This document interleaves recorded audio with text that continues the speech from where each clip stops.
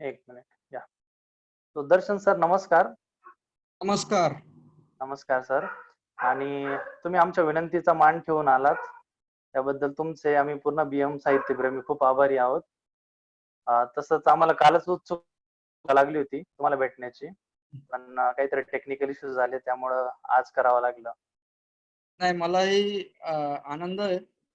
Bangalore Marathi welfare association किंवा बंगलोर मराठी साहित्य हे बंगलोरला मी बरेच वर्ष होतो आणि त्यामुळे बंगलोर हे माझ्या खूप जवळचं आहे. अगदी. तर सरांनी 2015 साली सोडलं होतं बंगलोर. त्याआधी ते बरोबर 6-7 वर्ष होते. आणि आमचं एक मेडिकल फील्ड मध्ये असल्यामुळे आम्ही दोघं आमची ओळख झाली होती. आणि तिथूनच मग आम्ही पुढे कॉन्टॅक्ट मध्ये पण राहिलो. आणि जी गझलची ओळख, जी गझल काय असते मराठी गझल, तर ती यांच्याच मार्फत मला समजली. मग त्यानंतर बरेच लोकांची ओळख वगैरे झाली. अ, तर मी आता काही वेळ न दवडता सरांना विनंती करतो की त्यांनी आपले गझल ऐकवणं आणि इतर मार्गदर्शन आणि थोडीस सुरुवातीला काही ओळख वगैरे अजून काही सांगायची राहून गेली असेल तर ती सांगू शकता तुम्ही. नाही नाही, इतकं फॉर्मल असण्याची गरज नाही. नमस्कार, मी दर्शन शहा. स्नेहदर्शन या नावाने मराठीत कविता आणि गझल लिहितो. ऍक्च्युली गझल लेखनाची सुरुवात माझी झाली 2006, 2007, 2005 ते 2007च्या साली. आणि अनेक संमेलनांमध्ये मला निमंत्रितात बोलवलं होतं. अजूनही बोलवलं जातं. बऱ्याच वर्षांनी 10 वर्षांनी मी बंगलोरला असताना माझं पुस्तक मेहता पब्लिशिंग हाऊस यांनी माझं मराठी गझलचं पुस्तक काढलं. पुस्तकाचं नाव आहे तिची सावली. जास्त वेळ न घालवता मी एक गझल घेतो आणि बघा तुम्हाला कशी वाटते ते. आणि मार्गदर्शन देण्याइतपत मी मोठा नाही गझलेमध्ये पण शक्य तेवढी मी मदत करतो. गझल ऐका आधी. शेर आहे की प्रेम हे माझे तुझे जुळलेच नाही. प्रेम हे माझे तुझे जुळलेच नाही, खेळ दैवाचे कुणा कळलेच नाही. प्रेम हे माझे तुझे जुळलेच नाही, खेळ दैवाचे कुणा कळलेच नाही. आणि पाहिले रस्ते सुखाचे केवढे मी, पाहिले रस्ते सुखाचे केवढे मी, पाय त्या वाटेवरी वळलेच नाही, पाय त्या वाटेवरी वळलेच नाही. आणि झेलले छातीवरी मी वार सारे, झेलले छातीवरी मी वार सारे, वार पाठीवर कधी टळलेच नाही. आणि माझा आवडता शेर हा की मी कसे लपवून ठेवू दुःख माझे, मी कसे लपवून ठेवू दुःख माझे, हुंदक्यांना मी कधी गिळलेच नाही, वा. हुंदक्यांना मी कधी गिळलेच नाही. आणि मी तुझ्या प्रेमात या भिजलो असा की प्रेतही माझे कधी जळलेच नाही. मी तुझ्या प्रेमात या भिजलो असा की प्रेतही माझे कधी भिजलेच प्रेतही माझे कधी जळलेच नाही. आणि तोडल्या त्यांनी कळ्या माझ्या सुगंधी, तोडल्या त्यांनी कळ्या माझ्या सुगंधी, मग फुलांचे गंध दरवळलेच नाही, मग फुलांचे गंध दरवळलेच नाही. तर असे काही ही एक गझल होती. खूपच छान. जबरदस्त. तर बऱ्याच वेगवेगळ्या प्रभाव असलेल्या, वेगवेगळ्या अंगाने जाणाऱ्या, काही नवीन काही जुन्या अशा गझला मी तुम्हाला ऐकवतो. सगळ्या गझला या एका गझलकारासाठी किंवा सगळ्या कविता एका कवीसाठी या जवळच्याच असतात. मग सुरुवातीला अल्लड वय असतं तर अल्लडच्या भावना येतात, पण त्या भावना पण तेव्हा खूप सुंदर अशा मांडतो गझलकार. तर ही मी तिची सावली या पुस्तकातून वाचली होती गझल. तिची सावलीला डॉक्टर राम पंडित यांची प्रस्तावना आहे. डॉक्टर राम पंडित हे अतिशय मोठं नाव गझल क्षेत्रातले आणि ते स्वतः उर्दू गझलवर PhD आहेत. मी पुढची गझल तुम्हाला नवीन गझल ऐकवतो जी इतक्यात लिहिली आहे.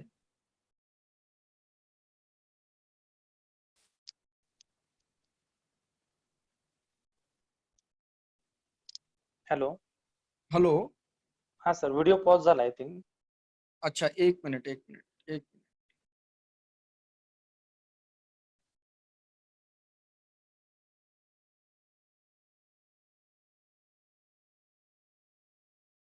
हो.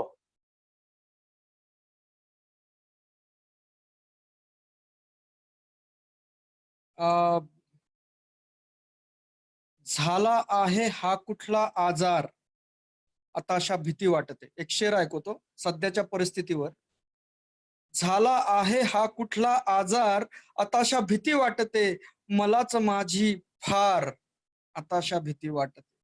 झाला आहे हा कुठला आजार, आताशा भीती वाटते, मलाच माझी फार आताशा भीती वाटते. आणि शेर म्हणतो की सोडून गेलेल्यांचा हल्ली विचार सोडत असताना मी, सोडून गेलेल्यांचा हल्ली विचार सोडत असताना मी विचार करतो उद्या किती जाणार, आताशा भीती वाटते, आताशा भीती वाटते. एक अजून एक गझल घेतो.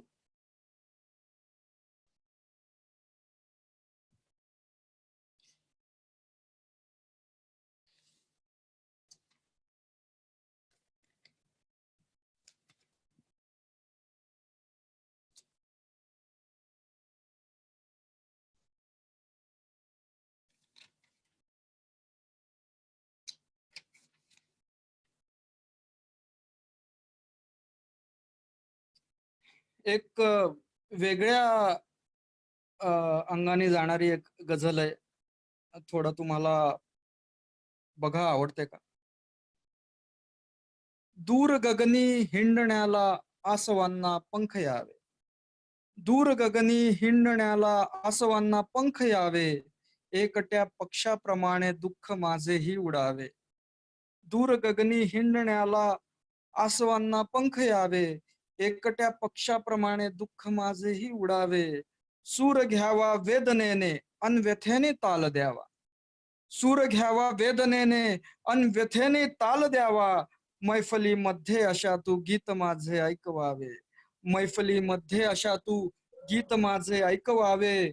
आणि शिरशिरी यावी हवेतून घेऊन आभास काही, शिरशिरी यावी हवेतून घेऊन आभास काही. चांदण्या पाहून वाटे चांदण्यांना आठवावे, चांदण्या पाहून वाटे आठवांना आठवावे. शिरशिरी यावी हवेतून घेऊन आभास काही, चांदण्या पाहून वाटे आठवांना आठवावे. आणि शेवटचा शेर आहे की शेवटी बुडलोच मीही पाहुनी लाखो किनारे, शेवटी बुडलोच मीही पाहुनी लाखो किनारे. मी कुणाला दोष देऊ खेळ दैवाचे असावे, मी कुणाला दोष देऊ खेळ दैवाचे असावे. तर मस्त मस्त, अशी खूपच एक छान, जबरदस्त. क्या बात. तर धन्यवाद धन्यवाद. माझ्या काही एक एक गझल घ्यायची माझी, पण मी ती माझ्या मोबाईल मध्ये असल्यामुळे व्हिडिओ पॉज होतोय. पण गझल खूप छान आहे, तर मी चालेल चालेल चालेल. व्हिडिओ बंद करून तुम्हाला ती गझल ऐकवतो. गझल खूप सुंदर आहे, बघा, ठीक आहे. तुम्हाला नक्की आवडेल. हो हो. बाकी सर्वच गझल छान झाल्या. पहिली गझल तर मी आधी पण वाचली होती, ऐकली होती, आणि ती तर एव्हरग्रीन गझल आहे. हो हो.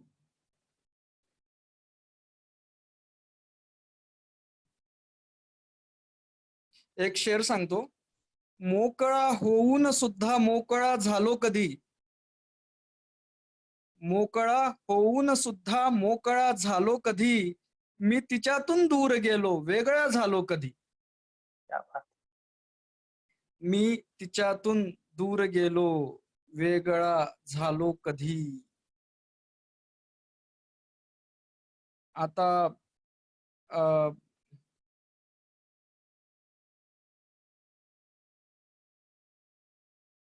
शेर बघा की गझल घेतोय ही आणि कदाचित आजची मी शेवटची गझल घेतोय. माझ्या खूप आवडती गझल आहे आणि आशा करतो तुम्हालाही आवडेल. जसा जसा मी प्रसिद्ध झालो झालो मी बदनाम किती. जसा जसा मी प्रसिद्ध झालो झालो मी बदनाम किती. या दुनियेचे सत्य हेच पण मोजावे मी दाम किती. वा. या दुनियेचे सत्य हेच पण मोजावे मी दाम किती. आणि आपल्यामधील बऱ्याच साहित्यिकांना हे वाटत असेल, जेव्हा आपण एक लेखणी धरून पेन लिहितो आणि पेन घेऊन एक लेखणी घेऊन आपण मनातलं काहीतरी लिहित असतो किंवा काही साहित्य लिहित असतो, पण साहित्याला आज दुर्दैवाने पाहिजे तशी किंमत नाहीयेत. तर त्याच्यामुळे पोटा पाण्यासाठी सगळेजण व्यवसाय करतात, काही जण नोकरी करतात. तर हा शेर मला दरवेळेला गझल लिहिताना आठवतो आणि ती जी भावना येते ती मी या शेरातून व्यक्त केली आहे. जसा जसा मी प्रसिद्ध झालो झालो मी बदनाम किती. या दुनियेचे सत्य हेच पण मोजावे मी दाम किती. आणि शेर बघा हा की लिहिताना मी काही ओळी सहज मला हे जाणवते. लिहिताना मी काही ओळी सहज मला हे जाणवते. बसलो आहे किती रिकामा करतो आहे काम किती. बसलो वा. आहे किती रिकामा करतो आहे काम किती. आणि रोज नव्याने उसळत असते दंगल माझ्या मनातली. रोज नव्याने उसळत असते दंगल माझ्या मनातली. आठवतो अल्लाह मला अन आठवतो श्रीराम किती. आठवतो क्या अल्लाह बात. मला अन आठवतो श्रीराम किती. आणि शेर बघा की खरी परीक्षा दोघांमधल्या वचनांची घेऊ आता. खरी परीक्षा दोघांमधल्या वचनांची घेऊ आता. मी आहे माझ्या शब्दावर तू पण पाहू ठाम किती. मी आहे माझ्या शब्दावर तू पण पाहू ठाम किती. आणि हा शेर बँगलोरकर साठी स्पेशल आहे. कधी नव्हे तर तिला भेटण्यात तयार होतो लवकर मी. सगळ्या बँगलोरकर मराठींना हा शेर की कधी नव्हे तर तिला भेटण्या तयार होतो लवकर मी. आणि बघतो रस्त्यामध्ये आहे ट्रॅफिक जाम किती. आणि वा. बघतो रस्त्यामध्ये आहे ट्रॅफिक जाम किती.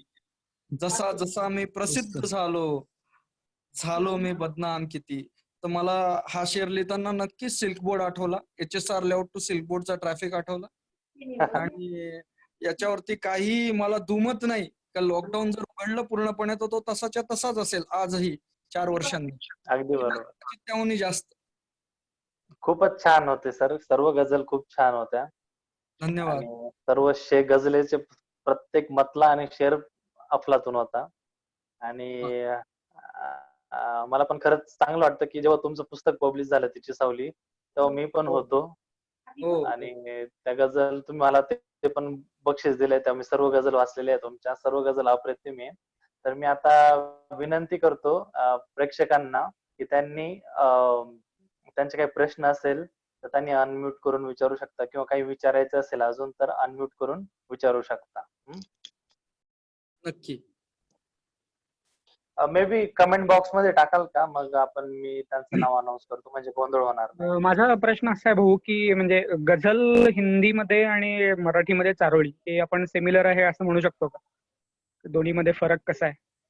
गझल हिंदीमध्ये आणि मराठीमध्ये चारोळी.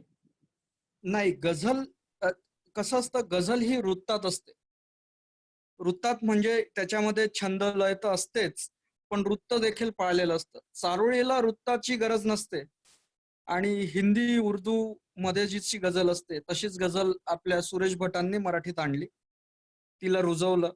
आणि मराठीतली गझल ही वृत्तात असते, उर्दूतली गझल वृत्तात असते. गझल म्हटलं की तिचं एक आकृतीबंध जो असतो तो त्याला वेगळेपण देतो आणि त्याच्यामुळे ती गझल एक खास काव्य प्रकार म्हणून बाहेर येते. चारोळीला तसं नसतं. चारोळीला वृत्ताचं बंधन नसतं आणि चारोळी आणि गझल याची अशी कंपॅरिझन करता नाही येत. धन्यवाद भाऊ. आणि याला जोडूनच प्रश्न की तुमचा आवडता गझलकार कोण, हिंदी मधला आणि मराठी मधला? अं, चांगला मी प्रश्न आहे. उर्दू मधला माझा आवडता गझलकार उर्दू मधला आहे डॉक्टर नवाजुद्दीन देवबंदी. सध्या ते उत्कृष्ट असे गझल लिहितात. तुम्ही युट्यूबवर सर्च कराल तर तुम्हाला सापडेल, डॉक्टर नवाजुद्दीन देवबंदी. डॉक्टर नवाज देवबंदी आणि माफ करा, त्यांचं नाव डॉक्टर नवाज देवबंदी आहे. आणि मुनव्वर राणा सुद्धा, त्यांचे सुद्धा शेर, राहत इंदोरीचे शेर मला आवडतात. आणि जुन्या काहींपैकी मला काही मीर तकी मीरचे शेर आवडतात आणि मिर्झा गालिबचे काही शेर आवडतात. तर हे जुन्या पिढीतले मीर तकी मीर, नंतर मिर्झा गालिब आणि डॉक्टर नवाज देवबंदी आणि मुनव्वर राणा, राहत इंदोरी हे माझे आवडते हिंदी उर्दूचे गझलकार आहेत. आमच्या मित्रांमधला मलंग सुधीर बल्लेरवार हा सुद्धा उत्कृष्ट हिंदी उर्दू गझल लिहितो, तर तो सुद्धा मला माझा आवडता गझलकार आहे. आणि मराठी गझलकारांमध्ये सुरेश भटांनंतर असा गझलकार नाहीये. मला बरेच गझलकार आवडतात. वैभव कुलकर्णी असेल किंवा इलाही जमादार, हे काही नावं मी आवर्जून गेलं. आणि बेफिकीर, भूषण कटक्कर, हे माझे आवडते गझलकार आहेत, खूप आवडते गझलकार. धन्यवाद सर. धन्यवाद. दीपालीताईंना प्रश्न आहे. दीपालीताई, माईक अनम्यूट करून बोलाल का?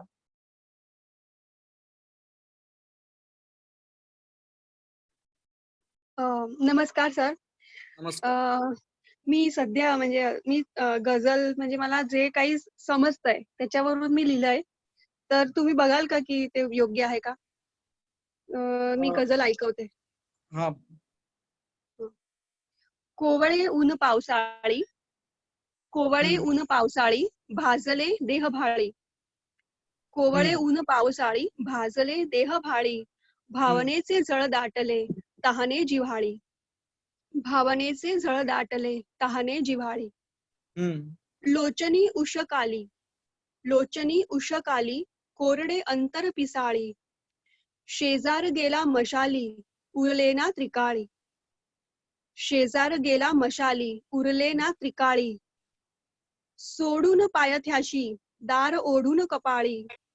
सोडून पायथ्याशी, दार ओढून कपाळी. भारून गेले मनी, सांडले अश्रू अकाळी. भारून गेले मनी, सांडले अश्रू अकाळी. विजली वात पुन्हा, विजली वात पुन्हा, न पाजरली काजळी. ओतली स्नेहधार तरी क्षणात ओसरली. ओतली स्नेहधार तरी क्षणात ओसरली. पाण्यात भिजवून घेत, पाण्यात भिजवून घेत, भरीत ना ओंझळी. भावनेचे झळ दाटले, तहाने जिव्हाळी. भावनेचे झळ दाटले, तहाने जिव्हाळी. झाली माझी. तर ही गझल अशी नाही म्हणता येणार, कारण की गझलला एक विशिष्ट आकृतीबंध असतो, जसं मी आधी सांगितलं तसं. कविता म्हणून ही आहे. आणि तुम्ही जर गझल तुम्हाला लिहायची असेल, गझलकडे वळायचं असेल, तर काही गझलकार तुम्हाला गायडन्स करू शकतील. मी स्वतः डॉक्टर इक्बाल मिन्ने यांच्याकडे, तेही उत्कृष्ट मराठी गझल लिहितात आणि तंत्रशुद्ध लिहितात, तर त्यांनी मला गझल शिकवली.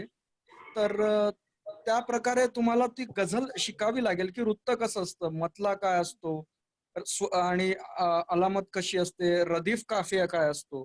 तर ही एक वेगळा प्रकार असतो आणि तो केव्हा कसा यायला पाहिजे, आणि त्यानुसार ती गझलेचा आकृतीबंध एकदा तुम्हाला समजून घ्यायला हवा.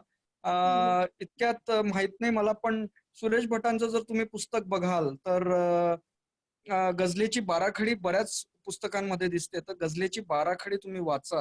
हम्म. अं, हो सर, आणि ते गा गा ल गा हे का? हा म्हणजे गुरु काय, लघु काय, हा. त्यानंतर नुसतं तेच नाही, वृत्तबद्ध कविता पण असतात आणि त्याही खूप हम्म. सुरेख असतात. पण हा, हा. वृत्तबद्ध कविता हा एक प्रकार झाला आणि गझल ही एक प्रकार ज्याच्यामध्ये वृत्त असतं पण एक आकृतीबंध असतो. जसं रदीफ, काफिया, विषय कसे, चमत्कृती कशी येते, की पहिल्या शेरानंतर दुसऱ्या शेरात कसं सांगायचं, त्याची मांडणी कशी सुंदर पद्धतीने येते. तर हम्म. अं, जसं गालिबचा शेर आहे की रगो में दौड़ते फिरने के हम नहीं कायल.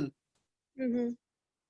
आता याच्यावरून वाटतं की काय आहे बुवा. आणि मग पुढच्या शेरात की जो आंख से ही ना टपका तो फिर वो लहू क्या है. वाह, तर बरोबर क्या बात, बरोबर. सुंदर. हम्म. तसं काहीतरी. किंवा वो जो मेरे गम में शरीक था, डॉक्टर नवाज देवबंदी यांचा शेर आहे की वो जो मेरे गम में शरीक था जिसे मेरा गम भी अजीज था. याच्यावरून काहीच आपल्याला संदर्भ लागत नाही, एका व्यक्तीबद्दल बोलतायत हम्म. कि वो जो मेरे गम में शरीक था जिसे मेरा गम भी अजीज था, मैं जो खुश हुआ तो पता चला वो मेरे खुशी के खिलाफ है. ओके, बरोबर. मस्त मस्त.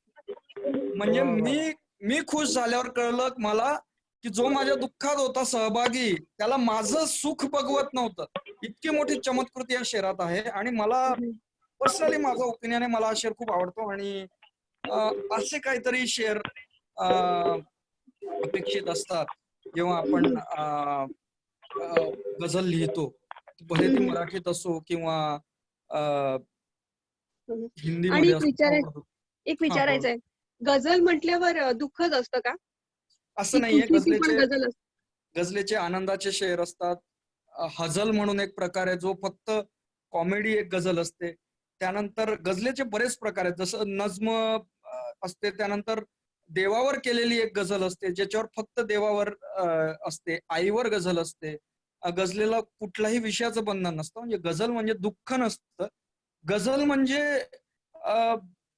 आतून आलेली कुठलीही भावना, सरळ साधी बोलण्याची भाषा, जे तुम्ही आम्ही बोलतोय तेच मी कसं चमत्कृतीपणे मी सांगतोय तसं. बरोबर बरोबर. तसं धन्यवाद काय. सर. धन्यवाद सर. हा. आणि धन्यवाद रुपालीताई, सॉरी दीपालीताई. तर मे बी आपण अजून पण काही क्वेश्चन्स घेऊ, काही लोकांचे असतील तर. तर धन्यवाद कृपया सर. धन्यवाद. कृपया बाकी कोणाचं असेल तर एकदा माईक अनम्यूट करून बोला. नाव सांगा पण आधी कृपया. माईक अनम्यूट करून तुमचा प्रश्न विचारा आणि नाव सांगा. कुणाला काय प्रश्न असेल तर.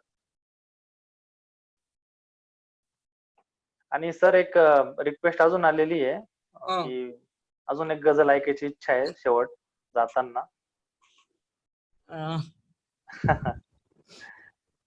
तर गझल किंवा 2-3 शेर. नक्की मी ऐकवतो तुम्हाला. चेतना बोलतेय. बोला.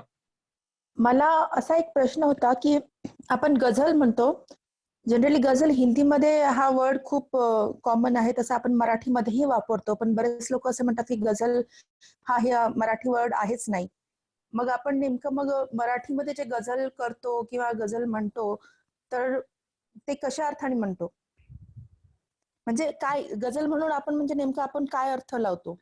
मराठीमध्ये असं काही वर्ड आहे का आपण की त्याला स्पेसिफाय करू शकू की हा मराठीमध्ये गझलला असं काहीतरी म्हणतात म्हणून?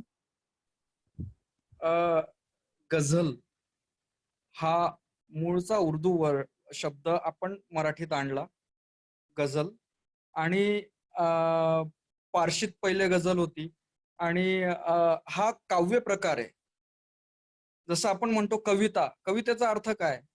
कविता. तसं गझल गझल म्हणजे एक छोटंसं उदाहरण द्यायचं म्हणजे मी असं ऐकलंय की गझल फारसीमध्ये हरणाच्या पिलाला गजाला म्हणतात आणि त्यातला शिंग असतात आणि तो जेव्हा पळत असतो त्याला पारधी दिसतो, तो अजून जोरात पळायला लागतो आणि पारधी जेव्हा बाण घेऊन त्याला तो पळता पळता त्याचे शिंग अडकतात एका झाडात आणि त्याच्या डोळ्यात त्याला त्याचा मृत्यू दिसत असतो, कारण की समोर पारधी असतो आणि त्याच्या हातात तीर असतो. तर तेव्हा त्याच्या तोंडातून निघणारे स्वर म्हणजे गझल. तर इतकी आर्त भाव घेऊन येणारी एक काव्यरचना, एक एक जे निघतं मनातून, विशिष्ट असं त्याचं आकृतिबंध पाळून, विशिष्ट असं त्याची गझलकार त्याच्यामध्ये वेगवेगळे विषय घेऊन येतो, तर त्याला गझल म्हणतात. तर असं गझल म्हणजे असं आहे. धन्यवाद. थँक्यू. खूप छान धन्यवाद. शब्दात सांगितलं तुम्ही समजावून. धन्यवाद. हे मी ऐकलंय, मी सांगितलं. अच्छा. अजून कोणाचा काही प्रश्न असेल तर सांगा. नाव सांगा आणि तुमचा प्रश्न घ्या. काही विचारायचं असेल तर.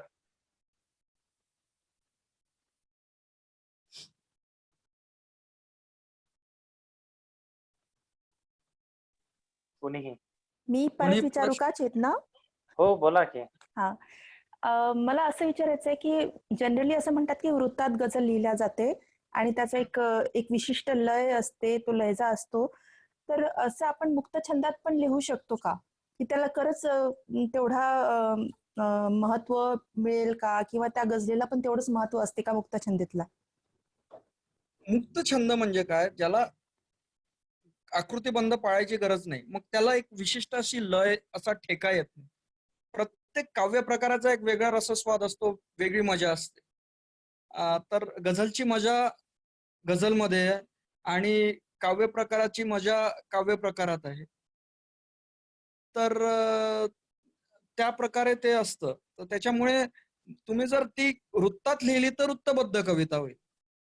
तुम्ही गझलचा आकृतिबंध पाळून, रदीफ काफिया पाळून जर लिहिली आणि शेरामध्ये पहिल्या मिसरात आणि दुसऱ्या मिसरात, किंवा म्हणजे पहिल्या ओळीत आणि दुसऱ्या ओळीमध्ये जर संबंध लावून, तशी कलाटणी देऊन किंवा तशा प्रकारे लिहिलं तर ती गझल होईल.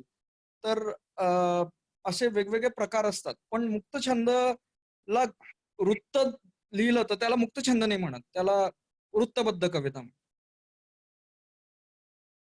Okay, thank you. बरोबर. तर मे बी गझलमध्ये शक्यतो जे काय असतं काफिया, रदीफ, मतला या सर्व गोष्टी पाळाव्या लागतात आणि त्याने मग ती गझल होते. धन्यवाद सर. खूप हा. सोप्या शब्दात सांगितलं तुम्ही. हो. आणि हा. अजून कोणाचे मग हे प्रश्न आपण असतील तर. काफिया आणि रदीफ हे आपण जे वर्ड्स वापरतो ते आपण मराठीत असे आपले वर्ड्स नाही आहेत का? की आहेत ना, आपण हेच आहेत अच्छा. आहेत. मतल्याला मथळा म्हणतात. काफिया, रदीफ म्हणजे यमक आणि अंतयमक, अशा प्रकारचे आहे.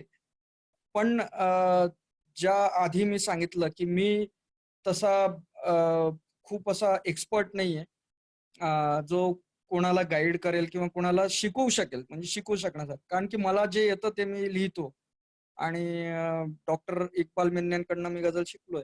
तर बऱ्याच गझलेच्या कार्यशाळा होत असतात महाराष्ट्रात. मध्ये बेफिकीरजींनी चांगली कार्यशाळा घेतली होती. तर कोणाला गझल शिकायची असेल तर कुठली कार्यशाळा असेल तर मी रोहितला सांगेल आणि तुम्ही त्या कार्यशाळेत जाऊन गझलबद्दल अधिक माहिती घेऊ शकता. Thank you sir. ठीक आहे सर. नक्कीच कळवा सर. अशा काही कार्यशाळा वगैरे असल्या तर नक्की नक्की. आम्ही प्रयत्न करू जसं जमेल तसं. पण ग्रुपला सुरुवातीला गझल हा प्रकार बिलकुलच माहित नव्हता की मराठी अच्छा. गझल असता म्हणून. आणि मे बी आम्ही थोडीशी ओळख करून दिली, नंतर थोडी माहिती सांगितली. मग म्हटलं चला आपण गझलकार पण बोलत जाऊ या मीटिंग साठी. हो. तर तुम्ही आला, खूप छान गोष्ट झाली. आणि जर अजून कोणाचे प्रश्न असतील तर आपण विचारू शकतो.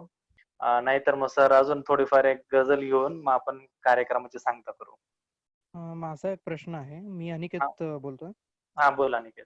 हां, तर सर सुरेश वाडकरांच्या म्हणजे आपण बरेच गाणी ऐकली असतील. तर त्यातलं एक तू सप्त सूर माझे नावाचं एक गाणं आहे. तर ते जेव्हा ऐकतो आपण तर म्हणजे बऱ्याच लोकांचा असा समज पण आहे की ती गझल आहे. मग तुमचं काय मत आहे ह्याच्यावर? मी सुरेश वाडकरांचं ते गाणं ऐकलेलं नाहीये. मला म्हणजे गाणं जर कळालं तर मी सांगू शकेल. म्हणजे ते पण एकच गाणं असं नाही, म्हणजे अशा बरेच मराठी गाणी आहेत सुरेश वाडकरांची. नाही तर गझलचा आकृतिबंध तुम्हाला लक्षात आला किंवा गझल कशी आहे ते लक्षात आल्यावर तुम्हाला येईल. लक्षात येईल. जसं सुन्या सुन्या मैफिलीत माझ्या ही एक गझल हा आहे. हा बर बर बर बरोबर आलं लक्षात. हा तर सुन्या सुन्या मैफिलीत माझ्या तुझेच मी गीत गात आहे. तर गीत गात आहे गात आहे, मग कसं यमक अंतयमक म्हणजे रदीफ काफिया कसा येतो, बर म्हणजे काफिया रदीफ, तर त्यानुसार तुम्हाला लक्षात येतं. किंवा हिंदी चित्रपटातली होश वालो को खबर क्या ही गझल आहे. तर ह्याला तुम्हाला एक विशिष्ट लक्षात येऊन जातं की गझल काय. जर तुम्ही थोडस सुरेश भट वाचले तर तुम्हाला पूर्ण कळून जाईल की गझल कशी असते. म्हणून मी बॅक टू बेसिक्स म्हणतो ना. तर बरोबर कधी दिशाभूल झाली, कधी मलाही आज सुद्धा असं वाटलं की मी कुठे चुकतोय का, किंवा हे कसं करायला पाहिजे, तर मी सुरेश भटांचं पुस्तक घेतो आणि ते वाचतो. बरोबर. धन्यवाद sir. Thank you. May be sir गाणे तुम्ही पण होशवालोचा रेफरन्स घेतला म्हणून विचारायचं की म्हणजे ज्या लोकांना जास्त कवितेबद्दल किंवा त्याच्या टेक्निकॅलिटी बद्दल माहित नाही त्यांच्यासाठी गझल म्हणजे जगजीत सिंग असंच एक इम्प्रेशन आहे. तर हो. त्याच्याबद्दल तुम्हाला काय म्हणायचं म्हणजे? हा, तर अनफॉर्च्युनेटली असं आहे की गझल म्हणजे जगजीत सिंग, गझल म्हणजे पंकज उधास, गझल म्हणजे गुलाम अली. लेखकांना, कवींना, साहित्यिकांना दुर्दैवाने तसं स्थान आज पण तसं स्थान मिळत नाही. आता बऱ्यापैकी दिसतात, पण जितका एखादा गायक प्रसिद्ध होतो तितका एखादा गझलकार त्या गझलेमुळे प्रसिद्ध झाला असे फार क्वचित उदाहरणं दिसतात. तर जसं तर असे प्रकार असल्यामुळे गझल म्हणजे जगजीत सिंगने गझलला स्वरबद्ध केलंय जगजीत सिंगने किंवा पंकज उधासनी. गझलला स्वरबद्ध, कारण लिहिणारा माणूस, लिहिणारा व्यक्ती, गझलकार हा त्या शब्दांमागे तो असतो. तर ते शब्दात हे फक्त सुरातून भाव व्यक्त करतात. यांचं महत्वही मोठं, पण तेवढंच कदाचित त्याच्याहून जास्त मोठं स्थान म्हणजे ज्यांनी ते शब्द आणलेत त्याचं असतं. तर दुर्दैवाने ते आहे तसं की बऱ्याच लोकांना असं वाटतं की ही जगजीत सिंगची गझल आहे, म्हणजे ती जगजीत सिंगची गझल होत नाही, लिहिणाऱ्याचीच गझल असते. फक्त त्यांनी ती स्वरबद्ध करून तुमच्यापर्यंत पोहोचवली असते. त्याचं स्थान मोठंच आहे, पण मी जे सांगितलं तसं. आपण जावेद अख्तर यांचं उदाहरण घेऊ शकतो. ते एक लेखक म्हणून प्रसिद्ध झालेत, ज्यांच्या गझल सर्व गीतकार नुसरत म्हणून फतेह जावेद अख्तर किंवा मराठीत जगदीश खेबुडकर हे गीतकार म्हणून प्रसिद्ध झाले. अगदी बरोबर. हा, तर पण तसं बऱ्याच लोकांना, असं वैभव जोशी, माझा मित्र वैभव देशमुख, उत्कृष्ट गझल गीत लिहितात, पिक्चर मध्ये लिहितात, पिक्चर मधली गाणी त्यांनी लिहिलीत कितीतरी, किंवा संदीप खरेने कितीतरी पिक्चर मध्ये गाणी लिहिलीत. पण संदीप खरे नाव वगळता तो स्वतःचे प्रोग्राम घेतो, त्याच्यामुळे जास्त प्रसिद्ध झाला. पण किती मराठी लोकांना आज वैभव देशमुख हा एक चित्रपटात लिहिणारा एक हे म्हणून माहिती, इतकं सुंदर लिहिणारा तो व्यक्ती. पण आज गीतकारा एवढं, सॉरी, आज संगीतकारा एवढं किंवा गायका एवढं त्याला नाव मिळायला हवं, हीच माझी इच्छा आहे पुढे तरी कधी. नाळ या पिक्चर मध्ये पण लिहिलेले वैभव जोशी. हो, वैभव देशमुख उत्कृष्ट, पण सामान्य मराठी माणसाची गोष्ट करता. गझल क्षेत्रात ज्यांना गझल माहितीये त्यांना वैभव देशमुख माहितीये, त्यांना वैभव कुलकर्णी माहितीये. पण ते तर माहितीये. हा, पण ज्यांना माहिती नाहीयेत, सामान्य मराठी माणूस जो फक्त पिक्चर बघायला जातो, त्याला काहीच माहित नाही गझल काय, गाणं काय. तो गाणं ऐकतो, पण पिक्चर मध्ये किती जण टायटल वाचतात शेवटी की गीतकार कोण होते या गाण्याचे. खूप रेअरली. तर ते दुर्दैव आहे. धन्यवाद सर. थँक्स महेंद्र भाऊ. अजून कोणी एक असेल तर शेवटचा क्वेश्चन घेऊ आपण, आणि जर नसेल तर मग आपण एक गझल ऐकू आणि मग कार्यक्रमाची सांगता करू आपण. एक कुणी नवीन व्यक्ती, म्हणजे आधी बोलले नाही आणि आता बोलायची इच्छा आहे ते.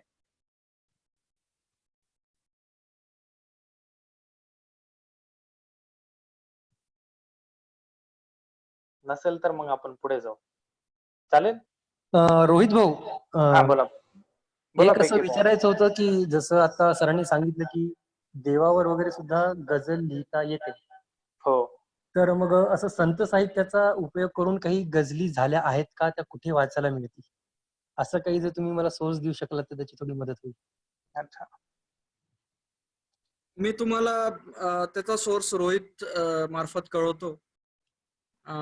डॉक्टर मिन्ने यांनी लिहिल्यात देवावरच्या गझला. आणि काही हिंदी उर्दू असे प्रयोग झालेत, त्यात पण बऱ्याच जणांनी लिहिले आहेत. वैभव कुलकर्णी यांनी पण लिहिलेलं आहे विठ्ठलावरती बऱ्याच गझला लिहिलेल्या आहेत. वैभव अच्छा. कुलकर्णी यांचं विठ्ठल हा एक ते मक्ता घेऊन ते लिहितात स्वतःच, असं आहे. अच्छा, ओके. Thank you sir. ठीक आहे. धन्यवाद पीके भाऊ. मी सरांकडून घेतोच ते नाव वगैरे असेल किंवा काही गझल असतील तर मी त्यांच्याकडून घेतो आणि चालेल. आपल्या ग्रुपवर टाकतो. हो. आणि आपलं प्रश्न उत्तराचं जे आहेत ते आपण बंद करू आता. आणि मी सरांना एक विनंती करतो की एक शेवटची एक गझल ऐकवा किंवा काही शेर ऐकवा गझलचे आणि मग थोडंसं बोलून कार्यक्रमाबद्दल आपण सांगता करू शकतो या कार्यक्रमाची. नक्की. मी एक छोटीशी गझल घेतो.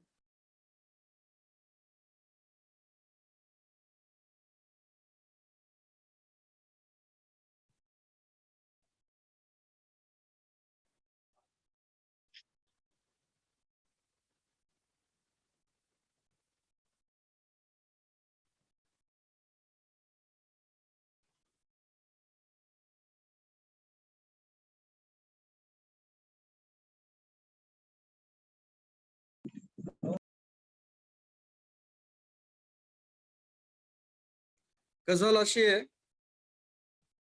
शेर बघा की कोंदटपणा माझ्यातला सरणार आहे का, आता तरी कोणास मी कळणार आहे का. वाह. कोंदटपणा माझ्यातला सरणार आहे का, आता तरी कोणास मी कळणार आहे का. स्वप्नातले येणे तिचे आहे तसे आहे, आभास हा आयुष्यभर छळणार आहे का. आभास हा आयुष्यभर छळणार आहे का. स्वप्नातले येणे तिचे आहे तसे आहे. शेरातल्या मात्रा किती मोजून झाल्यावर, शेरामध्ये मात्रा असतात, गालगागा गालगागा. शेरातल्या मात्रा किती मोजून झाल्यावर शेरातला सच्चेपणा कळणार आहे का. वाह. तर म्हणायचं असं आहे की शेरातला सच्चेपणा हा मात्रांवरती अवलंबून नाहीये, तो भावनांवरती अवलंबून असतो. तुम्ही किती व्यवस्थित पद्धतीने त्या पोचवताय. शेरातल्या मात्रा किती मोजून झाल्यावर शेरातला सच्चेपणा कळणार आहे का. आणि बहुतेकदा दिसले तसे असले तरी सुद्धा बहुतेकदा दिसते तसे असणार आहे का. बहुतेकदा दिसले तसे असले तरी सुद्धा बहुतेकदा दिसते तसे असणार आहे का. आणि खोटे करून तो सांगतो आहे खरे हल्ली. शेर बघा, खोटे करून तो सांगतो आहे खरे हल्ली, त्याच्यातला खोटेपणा दडणार आहे का. क्या बात. त्याच्यातला खोटेपणा दडणार आहे का. कोंदटपणा माझ्यातला सरणार आहे का, आता तरी कोणास मी कळणार आहे का. आणि शेवटचा शेर घेतो की मंत्र आता सक्सेसचा देतात जे त्यांना, मंत्र आता सक्सेसचा देतात जे त्यांना, स्पेलिंग ही सक्सेसचे जमणार आहे का. मंत्र आता सक्सेसचा देतात जे त्यांना, स्पेलिंग ही सक्सेसचे जमणार आहे का. कोंदटपणा माझ्यातला सरणार आहे का, आता तरी कोणास मी कळणार आहे का. खूप सुंदर सर. अप्रतिम गझल लिहिलेल्या आहे तुम्ही खूप छान, खूप आणि छान. खूपच आवडल्या आम्हा सर्वांना पण या धन्यवाद गझल. धन्यवाद. आणि खरं सांगायचं म्हणजे गझल ही रोजच्या जीवनावरती लिहिलेली जाते. त्याकडे काय असं क्षितिजा पलीकडं, समुद्राच्या पलीकडं, स्वर्गातलं वगैरे असं असतं. पण रेग्युलर जीवनातलं पण इतकं सुंदर वर्णन केलेलं असतं सोप्या शब्दात. त्यामुळे ती हो. गझल खूप मनाला लागते की अरे हे आपल्या बाबतीत पण घडतं. कारण शेवटचा जो शेर होता की सक्सेस, बरेच लोक ज्ञान देत राहतात, त्यांना स्वतःलाच काही माहित नसतं, मग ते ज्ञान देत राहतं कसं काय करायचं. त्यासाठी खरंच उत्तम शेर आहे हा शेवटचा. तर छान आवडला आम्हाला कार्यक्रम. धन्यवाद. खूप धन्यवाद सर. तुम्हाला काही बोलायचं असेल तर बोलू शकता थोडंफार. आणि मग आपण कार्यक्रमाची सांगता करू. नाही, एक 2 शेर मी गझलवरचे सांगतो आणि माझ्याकडनं मी माझं बोलणं संपवतो. चालेल. काळजाला जाळले अन गायली माझी गझल. काळजाला जाळले अन गायली माझी गझल. काल जेव्हा वेदनेने माळली माझी गझल. वा. काळजाला जाळले अन गायली माझी गझल. काल जेव्हा वेदनेने माळली माझी गझल. आणि सोसले ते बोललो पण वाहवा झाली किती. सोसले ते बोललो पण वाहवा झाली किती. मैफली जिंकून साऱ्या गाजली माझी गझल. मैफली जिंकून साऱ्या गाजली माझी गझल. आणि आरसे लाजून जाती पाहती जेव्हा तिला. इतकी नाजूक, इतकी सुंदर. आरसे लाजून जाती पाहती जेव्हा तिला. मोगरा चाफे कळी की सायली माझी गझल. मोगरा चाफे कळी की सायली माझी गझल. ही गझलवरची गझल मी ऐकवली. वाव, आणि छान, खूप बढिया. जबरदस्त, खूपच सुंदर. आज खऱ्या अर्थाने खूप काय छान म्हणता, वाटलं. लॉकडाऊनची मरगळ निघालेली आहे आणि आमचे प्रेक्षक वर्ग पण कमेंट्स बघतोय मी, तर त्यांना फारच आवडलेलं आहे तुमच्या सर्व गझल. हे संपूच नाही असं वाटतंय. हो, अगदी बरोबर. ऐकतच राहावं, पण प्रत्येक गोष्टीला थोडंफार मर्यादा असतात, त्यामुळे किंवा प्रत्येक गोष्ट ही त्या काय म्हणतो आपण, त्याचा कालावधी योग्यच असावा. जास्त लांबल्यावरती पण ते योग्य नसतं. बरोबर. म्हणून आपण आज निरोप घेऊ. आणि सरांचे खूप खूप धन्यवाद की त्यांनी इतक्या उत्कृष्ट आम्हाला गझल ऐकवल्या. आणि विनंती करेल की पुढे पण तुम्हाला कधी वाटलं किंवा आम्हाला कधी वाटलं तर आम्ही हक्काने बोलत जाऊ, आणि तुम्ही पण कधी पण हक्काने येऊ शकता. तर आम्हाला कळवा तसं. बिलकुल, खूप धन्यवाद सर, पुन्हा एकदा. मी पूर्ण मी माझ्या वतीने धन्यवाद व्यक्त करू इच्छितो सगळ्या बँगलोर बँगलोरच्या मराठी मंडळाचे. आणि नक्की तुम्ही तुमचा माझ्यावरती पूर्ण हक्क आहे. मी बँगलोरचा 6 वर्ष बँगलोरला होतो आणि पुढे यायची शक्यता आहे. तर नक्की तुम्ही कधीही मला कळवा. आणि बँगलोरसाठी माझं सॉफ्ट कॉर्नर बँगलोरच्या मराठी लोकांसाठी कायम आहे. तर धन्यवाद सगळ्यांचे. धन्यवाद सर. ठीक आहे, चालेल. मी मीटिंग एंड करतो आता, आणि सर्वांना शुभरात्री. सर तुम्हाला पण शुभरात्री. काळजी घ्या, सुरक्षित राहा. हो, सर, धन्यवाद. तुम्ही पण. धन्यवाद सर. ठीक आहे मंडळी, मी मीटिंग एंड करतोय. मग आपण बाकीचं बोलू शकतो ग्रुपवर, थोडंफार काय अजून प्रश्न असतील तर. धन्यवाद. Good night. Okay, thank you. Good night.